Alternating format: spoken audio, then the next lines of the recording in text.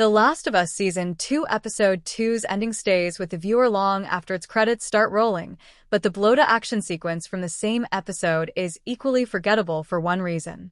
Staying true to its source material, The Last of Us Season 2's Episode 2 delivers one of the most tragic arcs in the series, where Joel is brutally murdered by Abby. The fact that Ellie helplessly watches him die without being able to do anything to save him makes the entire death sequence even more heartbreaking. Apart from the final shot, though, The Last of Us Season 2's Episode 2 has several other intriguing plot developments and white-knuckling scenes. For instance, the entire sequence where an entire human settlement fights against an army of the infected leaves one on edge, perfectly capturing the unforgiving nature of the world the show's characters live in. Unfortunately, the action sequence is slightly ruined by a showdown between Tommy and a Bloater, preventing the episode from reaching its full potential. The Bloater's appearance in The Last of Us Season 2 Episode 2's Jackson showdown scene is initially compelling because it effectively raises the stakes and intensifies the overarching sense of danger. As the Bloater marches forward without being affected by anyone's bullets, it becomes hard not to wonder how Tommy and the crew will take him down.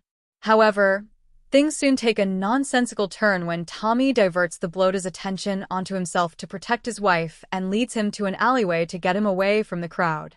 Given how the infected are driven solely by a primal urge to hunt, it seems silly that only the Bloater follows Tommy while none of the other infected humans try to get him. Given the extent of infection in a Bloater, it also makes little sense that it takes a personal grudge against Tommy when it seems to be incapable of experiencing any kind of human emotions or targeted grudges and intentions. After watching the scene, it is hard not to believe that the show gave Tommy massive plot armor, which significantly harms the overall sense of realism in the story. For a TV show based on a high-stakes survival horror video game, such creative decisions can come with serious consequences and harm the overarching tension. Since Season 1, The Last of Us has established that its world is unforgiving and no character is safe against the mindless and brutal infected. Therefore, by giving one character a clear plot armor, The Last of Us risks destroying the unpredictability that has driven its story so far. Fortunately, moments after the over-the-top Bloater showdown, The Last of Us Season 2 retains its sense of realism and unpredictability by featuring Joel's death. Joel's shocking demise becomes a tragic reminder of how even the main characters in the series are not safe. Viewers familiar with the games might have foreseen Joel's death. Joel's sudden exit from the series is also upsetting, and I wish it had not happened so soon.